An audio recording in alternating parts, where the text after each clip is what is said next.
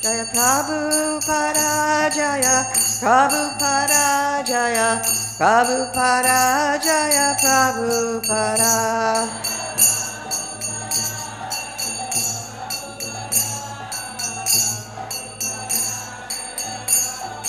Jaya Prabhupada Prabhupada Jaya Prabhupada Jaya Prabhupada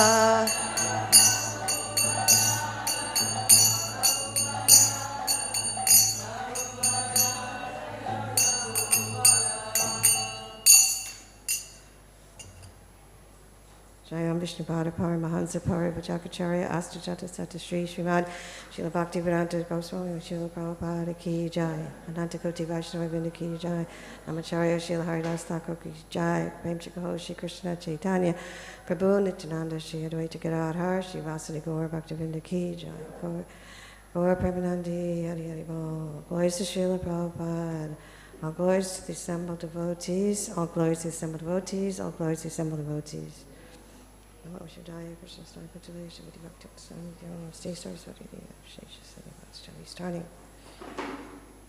Hare Krishna.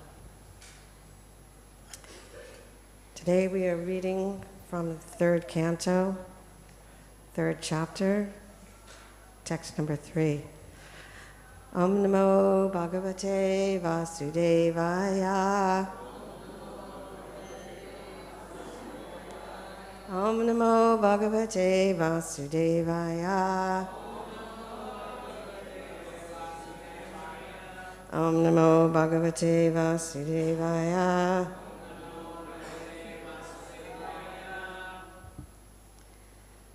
Okay. Samāhutā bhīṣmaka-kanyayā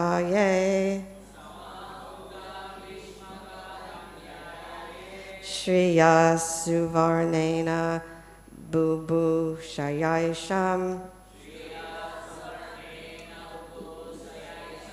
gāndharva-vṛttyā miṣatāṁ sva-bhāgaṁ jahre padam mūrdhni dadhat suparṇaḥ samāhutā bhīṣmaka-kanyayā śriyaḥ savarṇena bubhūṣayaiṣām gāndharva-vṛttyā miṣatāṁ sva-bhāgam jahre padam mūrdhni dadhat suparṇaḥ. Please chant.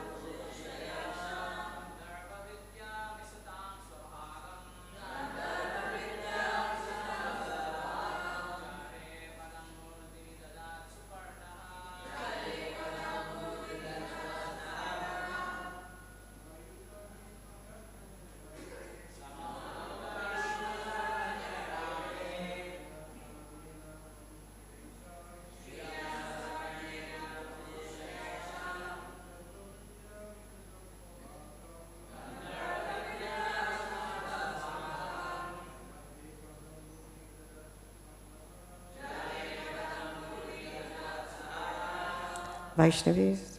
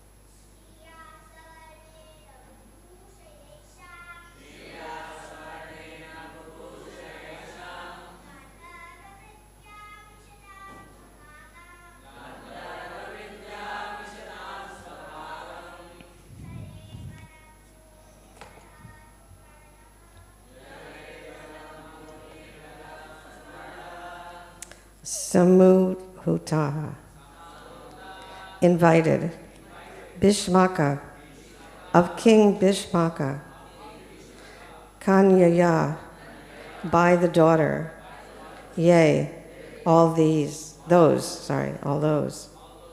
śriyaḥ, fortune, sa-varṇena, by a similar sequence, bubhūṣayā, expecting to be so, eṣām, of them, gāndharva, in marrying, vṛttyā, by such a custom, miṣatāṁ, carrying so, sva-bhāgam, own share, jahre, took away, padam, feet, mūrdhni, on the head, dadhat, placed, suparṇaḥ, Garuḍa.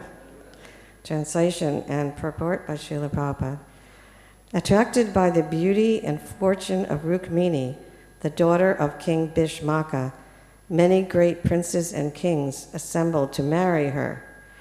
But Lord Kṛṣṇa, stepping over other hopeful candidates, carried her away as his own share, as Garuḍa carried away nectar. Responsively, attracted by the beauty and fortune of Rukmiṇī, the daughter of King Bhīṣmaka, many great princes and kings assembled to marry her.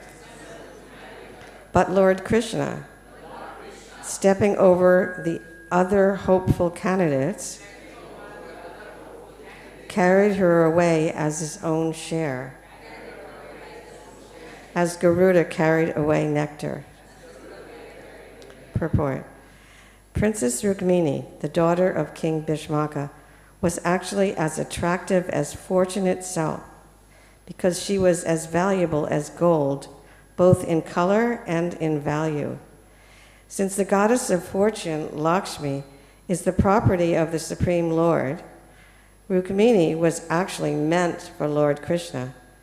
But Shishupal was selected as her bridegroom by Rukmiṇī's elder brother, although King Bhīṣmaka wanted his daughter to be married to Kṛṣṇa. Rukmiṇī invited Kṛṣṇa to take her away from the clutches of Shishupal. So when the bridegroom, Shishupal, came there with his party with a desire to marry Rukmiṇī, Kṛṣṇa all of a sudden swept her from the scene, stepping over the heads of all the princes there, just as Garuḍa carried away nectar from the hands of the demons. This incident will be clearly explained in the 10th canto. Hare Krishna. Bhīṣmaka,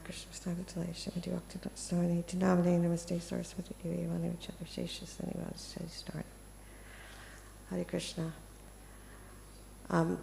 First of all, I want to introduce myself since I know only a few of you. So my name is Mahamaya Davi Dasi, and I invite future Bhagavatam speakers to also introduce themselves, because many times we don't know the name of the speaker, in the name of personalism. So in this verse, the story of the kidnapping of Rukmiṇī is told, and Queen Rukmiṇī never had seen Kṛṣṇa herself, but just hearing about him in her father's court, because her father had a kingdom and people would come visit and talk about Lord Kṛṣṇa, and just hearing about him, she knew that he was the one for her, and she felt qualified also. She had 5 elder brothers, and it was only Rukmiṇī, the eldest brother, and she was the only girl. It was only the eldest brother who wanted her to marry Shishupal. In the verse, in the purport, Prabhupada is saying that her father wanted her to marry Kṛṣṇa, but it was actually the whole family, except for Rukmiṇī. So there's a wonderful letter that Rukmiṇī wrote and sent with a brahmana. And there's this story of this kidnapping of Rukmiṇī actually takes 3 chapters of the 10th canto, so it's quite an elaborate story, many, many details, but I'm just going to give a brief overview. So this brahmana took this letter to Kṛṣṇa. Kṛṣṇa was so respectful, and he basically worshipped him as a brahmana, made him feel comfortable and took care of him. And only then he asked him, so what is your purpose in coming here? So the brahmana read this letter, and in it, Queen Rukmiṇī not only is offering herself to Kṛṣṇa, but she's telling him how she can pull it off to be kidnapped. And so, anyway, there's many lessons to be learned in this pastime, but I have to be honest that I'm not a philosopher. I don't see myself as a philosopher, but I see myself as a historian, and I like to share stories about Srila Prabhupada, especially here in Mayapur, because most of the devotees in Mayapur weren't here at the early years when it was just so quiet here in Mayapur that it was rare to get one guest. So, with your permission, I want to share some memories. But I'm going to start off with a memory of something that happened in America. I was in New Vrindavan. There was they called it the Bhagavad Dharma Discourses. It was in August of 1972. And I had just arrived in New Vrindavan to stay, so they gave me the service of taking care of all the flowers. So we were making garlands, making vases, and so on. But I saved the most nectarian service for myself, because I'm pretty egotistical. I kept the service of throwing petals on Prabhupada's feet whenever he would walk somewhere. So I had the experience of walking backwards right in front of Srila Prabhupada, sprinkling flowers on his feet. And some guest, I think it was an elderly man, grabbed some petals out of the basket and threw them on Prabhupada's head. And he did not like that.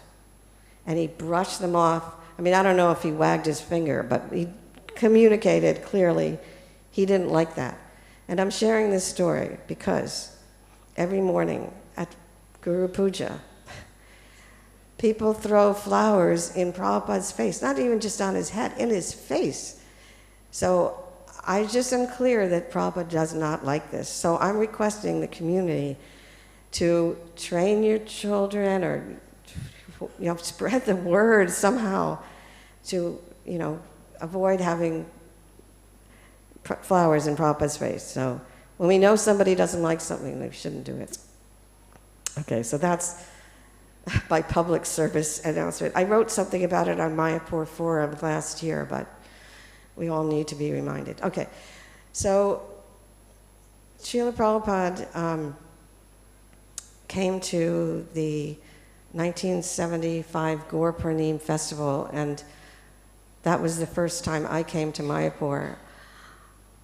What Mayapur consisted of at that time was the boundary wall, Prabhupada's Bhajan Kutir, but it wasn't as elaborate as it is today. Right across from his Bhajan Kutir was a tall building with several steps up, and maybe it was to avoid getting flooded, but it was a go-down, and it was taken away years later, but that was there. Then there was a path from the front gate to the Lotus building. Basically, the only building back here was the Lotus building, and then if you walk down the boundary wall, you'd get to the big kitchen, which they now call the Sulab kitchen. And that was the only source of prasadam. Outside the front gate was nothing. Maybe during the festival, a few tea stalls, there'd be a few rickshaw wallas, but that was it. Nothing outside the front gate. So very, very quiet here. And the year, that year, about 400 devotees came from around the world. And every day, Prabhupada was giving the morning Bhagavatam class. As far as I remember, he was talking on the 7th canto about Prahlad Maharaj. And during the day, we'd all go out and to the holy places, and either by bus or by boat, and we would come back the same day. And so then that year, there was a festival in Hyderabad, and about 150 devotees went by train to Hyderabad. Prabhupada flew, and the rest of the devotees went on to Vrindavan. So, I mean, I could tell you things about Hyderabad, but it was, okay, there's one story you've probably already heard. There was a Pandal program every night, and at one of the programs, a man asked a question. You know, Prabhupada would always have questions at the end of his lecture, and a man said something like, "Can you show us a miracle?" And we all got the idea that he was asking for, there was Sai Baba or some popular figure who would produce ashes in his palm, you know, and so I think he was asking if Prabhupada could do something like that. And Prabhupada just waved to the 150 devotees who were sitting on the stage and said, "This is my miracle. I have changed these mlechas into Vaishnavas." And this really is his miracle. I mean, but it wasn't like by chance. It was because Prabhupada was a pure devotee who had complete and utter faith in the words of his guru. I'm in a reading group in Alachua where I spend my time when I'm not here. And we're reading the Lilamrita, and it is just so clear to me how Prabhupada started this movement on his own, with his strength coming from his guru, and with no help from any of his godbrothers. Anyway, okay, since I'm mentioning that, I'm going to read something, a letter that Prabhupada wrote about his godbrothers. This is a letter to Rupanuga Prabhu, written on April 28th, 1974. This is a letter that was circulated all over ISKCON at the time. "Actually, amongst my godbrothers, no one is qualified to become acharya. So it is better not to mix with my godbrothers very intimately, because instead of inspiring our students and disciples, they may sometimes pollute them. This attempt was made previously by them, especially Madhava Maharaj and Tirtha Maharaj and Ban Maharaj. But somehow or other, I saved the situation. This is going on. We shall be very careful about them and not mix with them. This is my instruction to you all. They cannot help us in our movement, but they are very competent to harm our natural progress. So we must be very careful about them."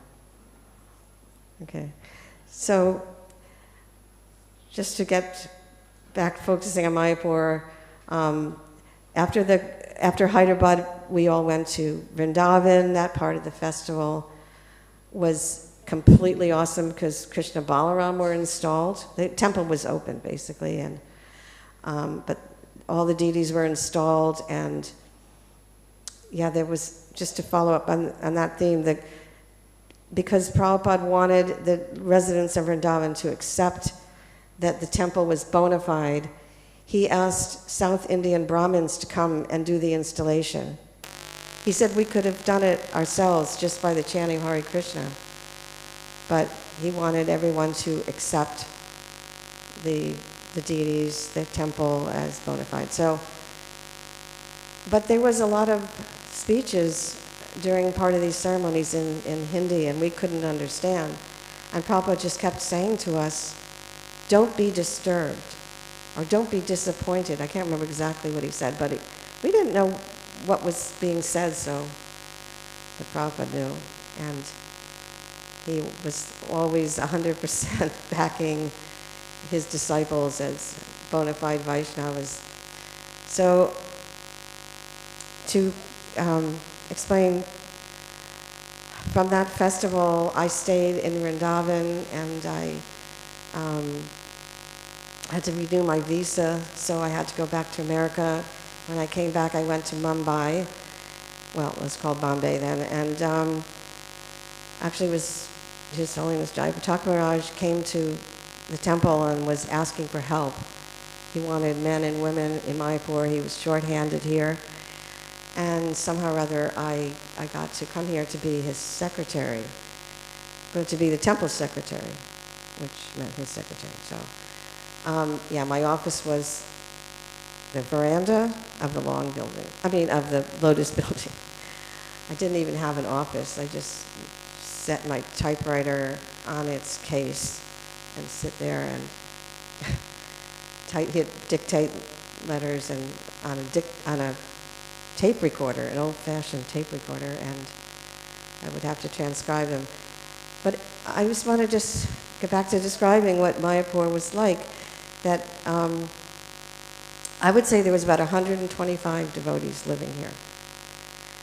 And out of that, about 25 of them were Westerners, and 100 Indian devotees. Mostly it was Bangladesh refugees, but their husbands, wives, and families. And we had a Gurukula. They were near the front gate on the boundary wall, and the men lived in other rooms along the boundary wall. And the women and the Bengali ladies and their children lived near the big kitchen along the boundary wall. And the Western women, all 6 of us, lived above the big kitchen. So that's now a brahmachari ashram. It's that fancy-looking building near the brahmachari. That was brahmachari. That is a brahmachari ashram now. And we had an outside bathroom where there's a big tree now, but it was a round bathroom. There's stories about this bathroom, Prabhupada visiting it and not being too happy.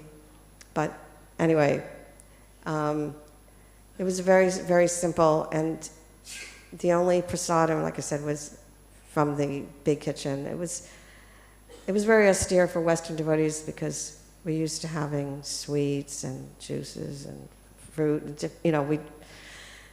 We had to just eat what was in the big kitchen. So Srila Prabhupada came to Mayapur in January of '76, 2 months before the festival, basically. And when he was on his way to Mayapur, there wasn't great communication. We didn't know exactly when he had arrived, but what was going to happen when he arrived was that we were going to inaugurate the front gate. We had a front gate, but like all the details and the carving and painting, everything was done. And they had put a big ribbon across, and they're going to do a ribbon cutting ceremony. And because we didn't know when he was coming, the kirtan, in anticipation of his arrival, went on for maybe 2 hours. And it was just so joyful, like, Prabhupada is coming. And when he finally arrived, someone handed him some scissors.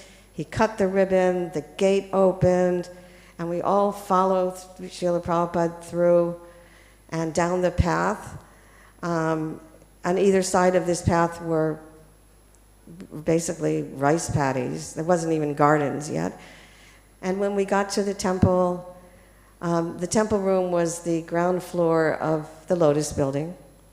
Where Srila Prabhupada is currently sitting is approximately where the deities were. But the deities were facing the front gate. Prabhupada is, facing Radha Madhava now. But, and at the opposite end of the temple room was the pujari room. There was just basically, an empty space, and deities at one end, the pujari room at the, and Prabhupada's Vyasa-san was in front of the pujari room. So anyway, he comes in the temple room and takes darshan of the deities, and he sat down, and this is what he said. Just a second here. It was Bhakti Vinod Thakur's aspiration that the Europeans, Americans, and Indians all together dance jubilantly and chant Gaur Hari. So this temple, Mayapur Chandrodaya Temple, is meant for a transcendental United Nations. What the United Nations has failed to achieve, that will be achieved here by the process recommended by Sri Chaitanya Mahaprabhu. So you have come from all parts of the world and are living together in this temple. So train these small boys. He was referring to the Gurukula boys. I am very glad, especially to see that the small children from all other countries and Indian, Bengalis all together, forgetting their bodily consciousness. That is the greatest achievement in this movement, that everyone forgets the bodily conception of life. Nobody thinks themselves here as European, American, Indian, Hindu, Muslim, Christian. They forget all these designations and simply they are ecstatic in chanting the Hare Krishna mantra. So kindly, what you have begun, do not break it. Continue it very jubilantly. And Chaitanya Mahaprabhu, the master of Mayapur, he will be very much pleased upon you. And ultimately, you will go back to home, back to Godhead. Thank you very much. Hare Krishna. This was like, Prabhupada's talk was just absolutely reflecting, what we were all feeling. And it wasn't like there was many people there, but anyway, that's what he saw us as, a microcosm of the whole movement. So, so about a week after Prabhupada arrived in Mayapur, his younger sister, who we called Bhīṣmaka, she arrived.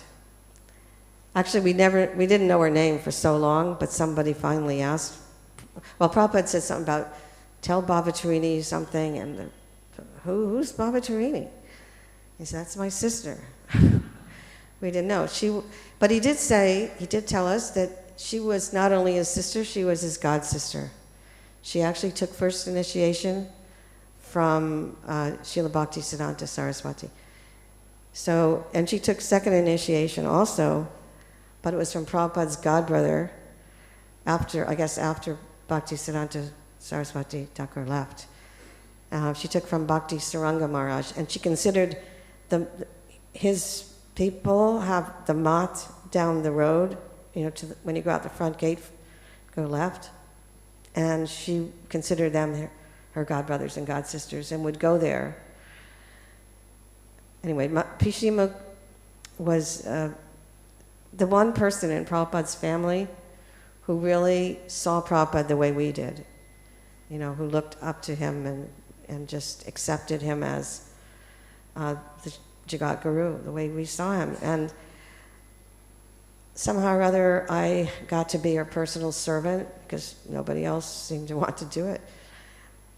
I was totally into it, and we would stay in the Lotus building, and anyway, there's so many stories I can tell about Bhīṣmaka, but the main thing is that even though she didn't speak English, she knew two words, wash and water. That gives you an indication of her mentality.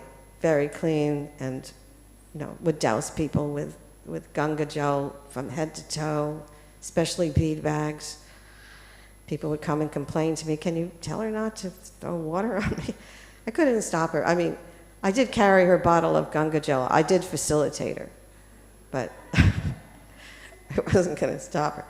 But anyway, she would come to Bhagavatam class quite often, even though she didn't understand a word in English. Actually, there's an interesting thing that Prabhupada came, when he came to Mayapur that time, after he had given his whole Bhagavatam class, then he said to Subhag Maharaj, who was just Das Brahmachari at that time, he said, translate the class. This is after the whole class is over. Prabhupada told him to translate. And he was stunned. I don't think he could speak a word at that time. Somehow or other, Nitai Chand did, say something. But then after that, Subhag Das Brahmachari was prepared, and he was able to do it after that. But it was a very small group of people in class. The Bengali ladies were in the kitchen. Prabhupada, I just want to say, Prabhupada initiated all of them. But if you gave them japa beads and during japa time, they wouldn't chant. They would talk to each other. So 2 ladies were able to chant 16 rounds, and those 2 ladies he actually gave second initiation. But Prabhupada said that they should just go in the kitchen and do seva, and that was their japa. So he was very understanding and merciful and so on. So in the class was just really a handful of devotees. I mean, the Bengali devotees couldn't understand the English, but, they got the translation. But still, even some of the men were busy doing service. So when Prabhupada, that first morning that Prabhupada was there, we had a slightly different order in the schedule than we have now, but he had gotten off the Vyasasan and was walking towards the deities, and Jananivas Prabhu came up to Srila Prabhupada with a plate of all the Mangalarti sweets. And so he was just standing in the temple room, and of course the devotees started gathering around him. Now the Gurukula boys actually probably outnumbered the devotees, but they were the ones Prabhupada was handing the sweets to, okay? And that was fine. The next day, Jananivas Prabhu brought the plate of Mangalarti sweets earlier, while Prabhupada was still sitting on the Vyasasana. So then it started a daily thing where Prabhupada would hand out the Mangalarti sweets first to the little boys. But as time went on, he would break up the pieces of the Mangalarti sweets into smaller and smaller pieces, so it would go around to more people. So it would always start with the Gurukula boys, and then the men would come and hold out their hand. And then on some occasions, there would even be enough for the ladies, all, 6 of us. And when Prabhupada would put it in your hand, he wouldn't just drop it, he would push it into your palm. It was really ecstatic. So, okay, I've lost my train of thought here, so I have to, okay. Okay, so I just want to say that these personal exchanges with Prabhupada was extremely ecstatic. On the other hand, it isn't that these kind of exchanges with Prabhupada are unavailable now. I mean, he always said that, the personal association, like Vapu, is very nice, but the Vani is way more important. And Vani means association, which we all have access to equally. And so I just want to share that back in the day, we were all God brothers and God sisters. And when Prabhupada left and people took initiation from other gurus, we were all still God brothers and God sisters. And I don't know if I'm alone in this, but I personally feel like we shouldn't be making distinction like, okay, you're not my god brother, you're not my god sister, because we don't have the same guru. Because the point is, we do have the same guru. Srila Prabhupada is a Shiksha guru to everyone, and he said that Shiksha is more important than Diksha, so I just don't feel right to, block people from, like you're in this group and I'm not in that group. It's like, we're all god brothers and god sisters, and, if we can see it like that, I think it'll help in our communications and progress, because it does take a lot of cooperation for this movement to be more successful, continually successful. And also I wanted to share that I may be off, somebody can tell me if this is not true, but I've heard that the disciples in the Ramanujacharya camp, he was on the planet like in the 1700s or so, so it's like hundreds of years ago. But if you meet one of his followers and you say, who is your guru? They will say, Ramanujacharya is my guru. And I took Diksha from so-and-so. So I think if we think like that we're first and foremost Prabhupada disciples who are initiated by one of his disciples who are glorious in themselves. And I'm saying this as somebody who I compile the Prabhupada disciple database, and believe me, I am pretty fanatic about people not telling the truth and trying to pretend that they're initiated by Prabhupada, but that's Diksha initiation, and I'm talking about Shiksha, that we all are God brothers and God sisters. Okay, so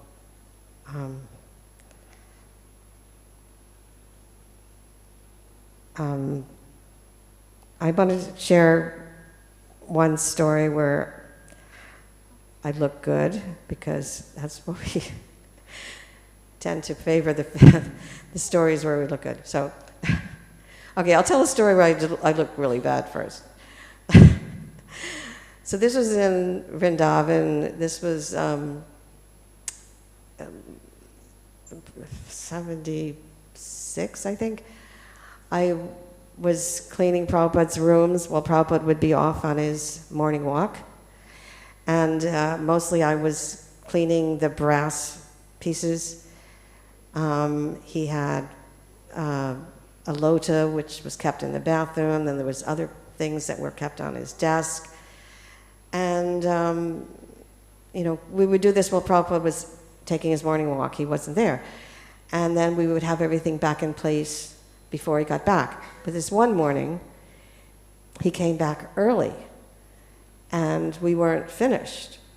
So I knew that he had come back early, but I still wasn't thinking.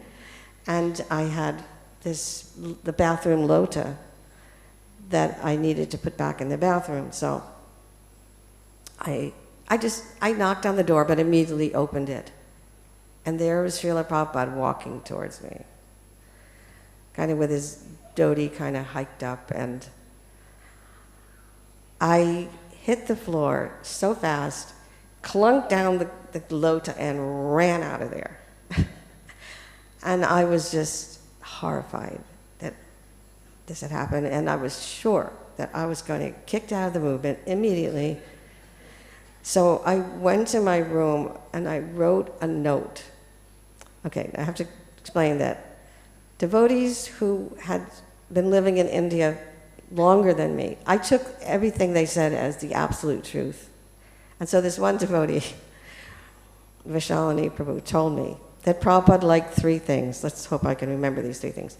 He liked people to read his books, he liked people to smile at him, and he liked people to give him money. This was what she told me. I accepted it as true. So I wanted to get forgiveness from Prabhupada for walking in on him in the bathroom, and so I went to my room and I wrote a note apologizing, very brief note apologizing, and I put 10 rupees in with the note. Now, okay, 10 rupees was way more than it is now. It was 7 rupees to $1 back then.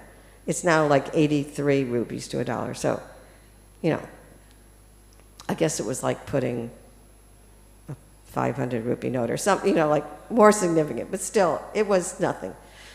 No matter how you look at it, it was nothing. But I was a poor brahmachari. So this all happened so fast, you know, and I could hear Guru Puja was going on, so I wanted to get back to the temple, and when I offered flowers, I put this letter on the Vyasasana, and then I made sure that Prabhupada's servant took it when Prabhupada got off the Vyasasana. Of course, I was just waiting to, I don't know, I just felt like, you know, I was going to get kicked out. I was very sure, but nothing happened. And a couple of days later, well, somehow or other, at that time, Brahmananda Swami was one of Prabhupada's servants, or maybe he was his servant. Anyway, he was typing up Prabhupada's letters, and I asked if I could help, and he let me help.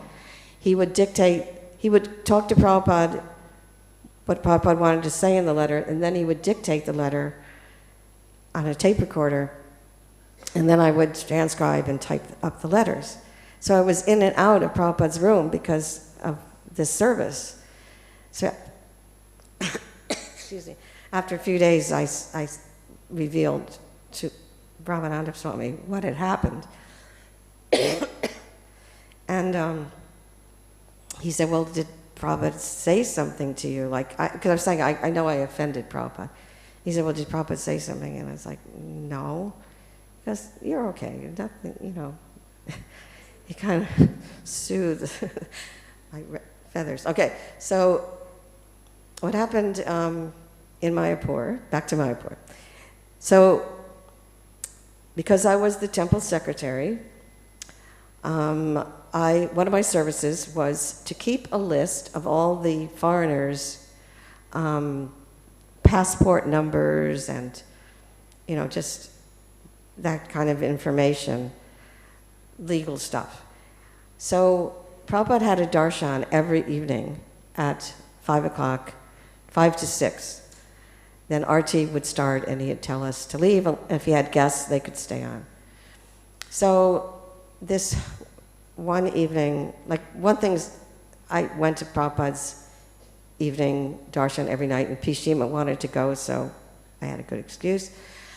And but this one day, Prabhupada had told us to go to RT, and so I had brought Bhīṣmaka back to the room, and then I was telling another devotee who was cooking, because the deity kitchen used to be on the first floor of the Lotus building. So this devotee had been cooking, and she missed the darshan. She was asking me what Prabhupada had said that night, and I'm telling her. And Bhavananda Swami at that time came down the steps from Prabhupada's room and asked me about this list of passports, and did I have it? And I'm like, well, it's not up to date. I could get it together tomorrow. And he says, well, there's a man from the Foreign Registration Office in Prabhupada's room, and he wants to see it. So you have to go up there to Prabhupada's room and tell him. So I felt really awkward because, you know, Prabhupada had asked us to leave, but I had to go back in there. So I just paid my obeisances on the straw mat by the door.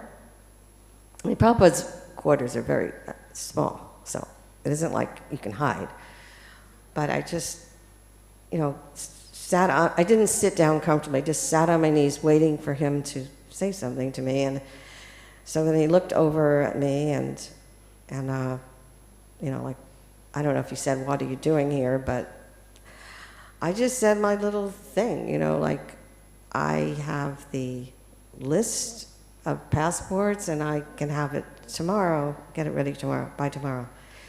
So the FRO, the Foreign Registration Office, man, in my mind's eye, I picture him as like, I don't know, beady-eyed, little mustache, glaring at me.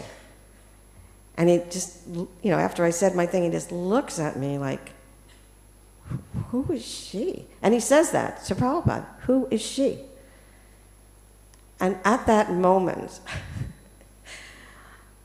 every devotee in ISKCON wanted to be noticed by Prabhupada, And here, this man is directly saying, who is she?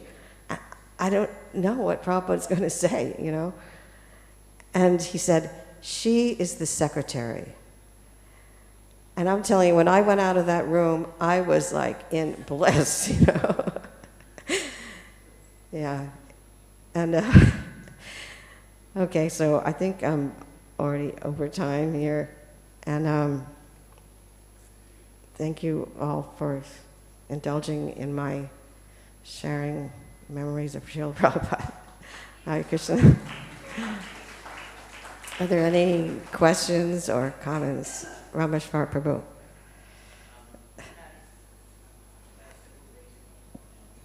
This class today, it reminds me of something that was said in the other class, which is that the way you described all these stories, it feels like it just happened. You're talking about something that happened 40 plus years ago, but I think everyone would agree. It's like it just happened, like yesterday, the way these transcendental stories and their quality, and they're not material stories. These are, if you're experiencing that, then you're experiencing the spiritual nature of Krishna Katha and Prabhupada Katha. And I wanted to thank you for that. Thank you. Thank you. Hare Krishna. Thank you.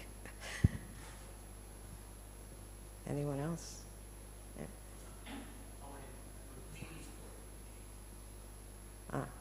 Going back to the verse, I just have to say this. Yeah, please. She was the principal queen of all the queens of Dwarka after. She was the first queen. And so Prabhupada, in his world headquarters, of course, named the deities Rukmiṇī, Dwarkadīsh. Hi. Yeah, original center of ISKCON until he made Mayapur the world's headquarters. Yeah. Hare Krishna. Yes, thank you for your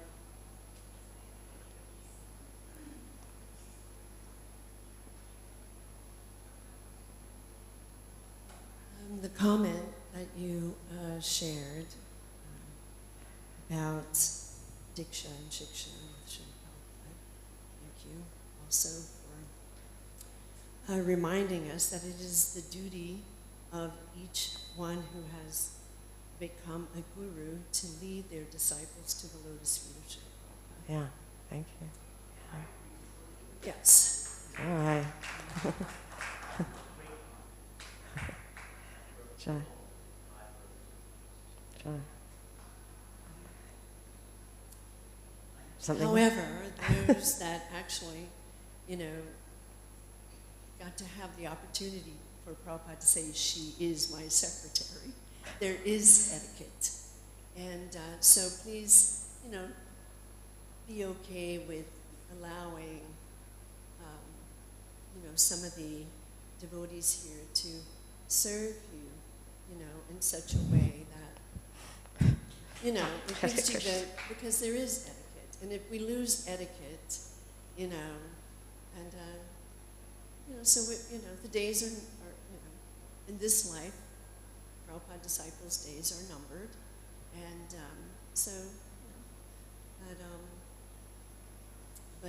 but I do really, really appreciate the fact that you mentioned that about Shiksha and Diksha. So Thank you. Pushpavan has his hand up over here. He's by the window. Hare Krishna. Hare Krishna. I noted your comment of how Srila Prabhupada would put a cookie or a piece of fruit or whatever into your hat, and he did it quite forcefully. I had that same experience, and if the story briefly since we're talking about Kata. I was the head cook. Yeah. More like this? Yeah. Now you can hear me. I'm just afraid of that feedback sound. So in 1976, I was the head cook in the Potomac Temple when Srila Prabhupada came to visit. And he was there for a week, and I had been missing so much of the classes because the cook's duty is never finished.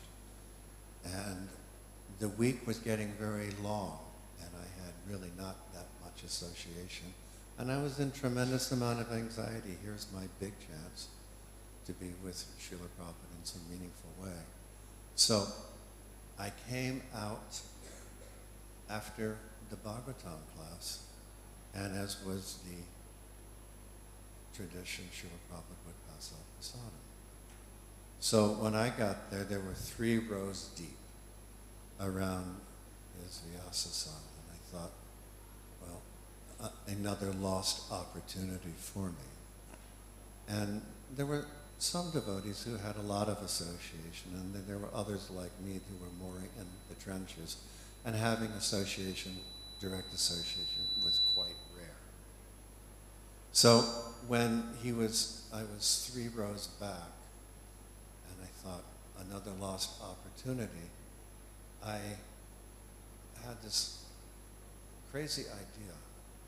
And I asked a godbrother of mine to grab my arm here, and I would grab his arm in the same way, and he would counterbalance my weight. And he would lean away from Srila Prabhupada, and I would lean towards Srila Prabhupada and extend my hand. So you could say, no pun intended, I was really going out on a limb.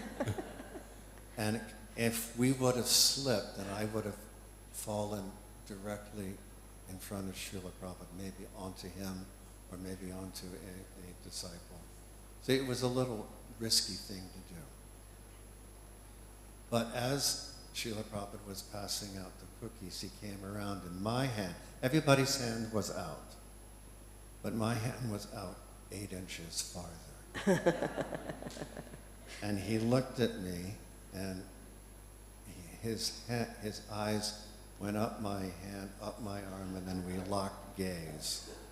And now I'm staring directly into Srila Prabhupada's eyes, and he is reciprocating back to me. So he takes the cookie and puts it, can you hold, because I need both hands.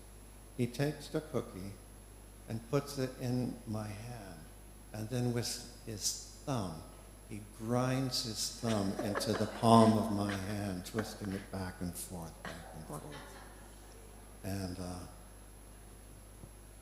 so, I've had 45 years to think about this. And my conclusion is, I've come to 2 different conclusions. One conclusion was that he was marking me, that I am physically marking you. I am touching you. He actually touched me. I did not start this exchange in that way. But he, ground his thumb into my hand. So one idea is that he was marking me, and then the other idea which I had was that at that moment, I was the most eager to receive Srila Prabhupada. At that moment, I was the most eager person in the room to receive Srila Prabhupada's mercy. At that, because I was so anxious and so much in anxiety, and I just felt like that he understood that and reciprocated back with me in a very special way. Okay. Thank you for sharing. Haribol. Anybody else? Some hands up over here.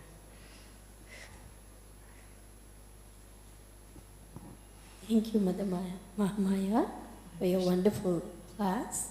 I'm very grateful to hear from Srila Prabhupada's disciples, and we need to hear more from all of you, because unless we hear what Srila Prabhupada likes, what he wants, how can we follow it? So your point about throwing the flowers rather than offering the flowers at his lotus feet. We see that in Guru Puja,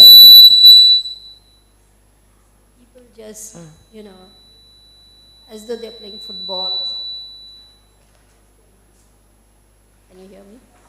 Can you hear me? No. Talk louder? Or further? Okay. So, the point is, we are offering our heart to Srila Prabhupada. And so, you're not throwing the flowers like the football at him. The whole mood is of offering ourselves to Prabhupada. So it's to be done with great humility, gratitude, surrender, begging for mercy, and not like a football match. So your point that let's do what Srila Prabhupada likes and not what he doesn't like is going very deeply into my heart. We need to hear more of these things. Thank you so much. Okay, Hare Krishna. Okay.